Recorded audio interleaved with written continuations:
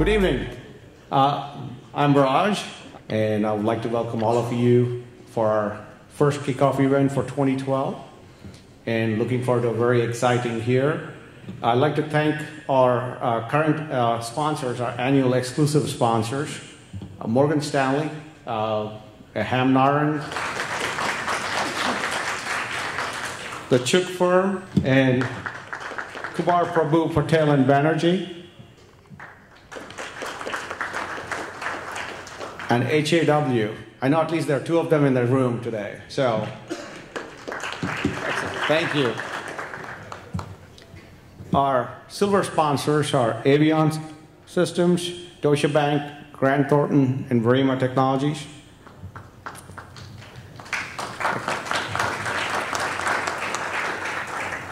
And our annual bronze sponsors are Carabiner Communications, CBO, and P10, NIT Technologies, Coca-Cola, McLaudery, Christian & Company, and Lee F. Murphy. And we still have more. So, ePixel, eSungay, Prism Technologies, Learn It Live, and of course our media sponsors, Love Now, TV Asia, Cover, and Global Atlanta. Thank you all for your sponsorship, and without your support, it would be difficult to put this great group together and serve our community. Thank you. So I want to spend a couple of minutes talking about the launch of our TiEx, our accelerator program. It's a TiE Atlanta initiative to nurture and grow early stage and emerging entrepreneurs. This is a big need, and we have broken this into two phases. And the first phase is ideation. All of us at some point when we wanted to start our business spent a lot of time trying to figure out how to come up with the right idea, right? And there's actually, this used to be an art form, and now, over many years with many serial entrepreneurs among us, and in the globally, the knowledge and learning, there's a method and madness that can be applied, and a little bit more science to coming up with ideas, and refining your ideas, and taking that idea into being a real business plan. So this is going to continue. It's going to be held twice a year, and we're going to have 12 pre-scheduled sessions. And we're in a scenario where I think there's a great deal of despair in the community. Companies felt they couldn't get funded. Investors felt like they couldn't find deals. There's a great deal of frustration, anger, some of it justified, some of it really just sort of, quite frankly, like my 9-year-old acting out. And you look today in 2011, we are in an unprecedented golden era of startup activity in the Atlanta community. As you all know, economy is cyclical, right? You have up market and down market, and the timing is very important. So if you look at from Enrich IT perspective, I founded the company in 2003, late 2003. So between early 2004 and 2007, we kind of enjoyed the ride. So it helped us to grow the company from 0 to 10 million in 4 years. And that kind of gives us a proper positioning. So between 2008 and 2011, it's a tough economy. So how you look at that and what steps that you take is very important. So if you look at in our case, what we have done is that in the past we have been doing more of a consulting, like staffing or project work, which is you get a short-term aspect. So as you get into the down economy, people may start stopping them actually. So what we looked into that is that how do we get into the recurring revenue model actually? How we can get into the cloud services or the managed services. So that kind of really helps. So for doing that, you have to invest on building the capabilities. So the bold actions that you take during the tough time. At the same time, during the tough economy, it also provides you the opportunity to come out with a different business model. Outsourcing of construction drawings for commercial contractors, doing work for domestic contractors and architects in the States by way of a team of labor resources in India. So we shit our pants, basically, in 2008, right? Term of art there. The construction business just stopped, and we basically flushed the company. So you have to be very introspective and do all of that, but realize that time is your enemy in that situation, and you better get out while you can. And so sometimes you have to be a little bit more dire and know when to pull the plug. So, pardon.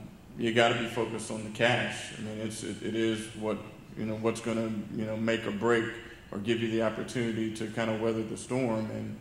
And I speak about this from experience because when we went through the downturn, we were actually growing. Our company was in not feeling the effects in a negative way, and we were needing to go the other way.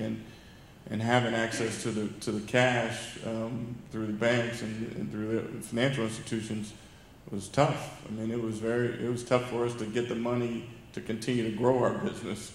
And so I would say, when things start to get a little tight and tough, you gotta be focused largely on how it is that you're going to fund the operations of your business and try to sustain those operations through the tough time. Words, but you really do have to think about where are you as a business and what are the things that are going to be necessary for you to sustain. Not necessarily thrive, but in a lot of cases it's just to survive. And just to kind of echo the comments that I just made, most of that surrounds around your ability to finance the operations of your company. So you got to figure out how to do that and engage in thoughtful process with the leadership in the company to figure out what are the various ways to do that. And we talked about cash, which of course that is the lifeblood of the business, and you got to protect that at all costs. But the other thing is focus. You see a lot of young companies that when things get bad, they start trying to figure out the answer, and they do this and they do that, and they try all different kinds of things, and it's very defocusing. So one of the things that we tried very hard to do was stay focused on the mission and not look at the shiny new penny that might emerge, but if we believed in what we were doing, to keep our heads down and focus on it and wait for it to pay off. On the side of the venture capitalist and having a company that goes through hard times and knowing you're going to need more money, to your point, I think it's really important that you understand who your investors are, because you never really know people until things get bad. Noting that the environment for angel investment and so forth, like you mentioned, has changed a great deal. I helped run ATA, and last year we did 1 deal, and this year with a turnaround we did 12.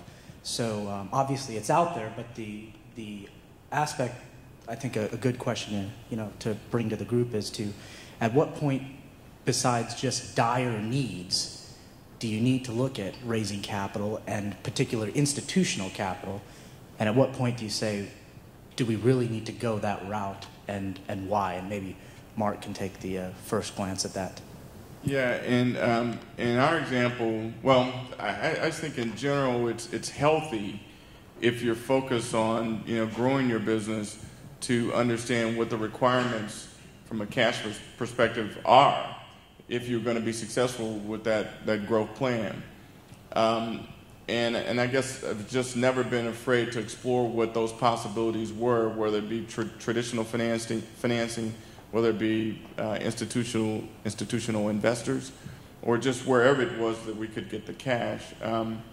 So it really is, I think, sort of relegated to your business and what you're trying to do, what your plan is around growth.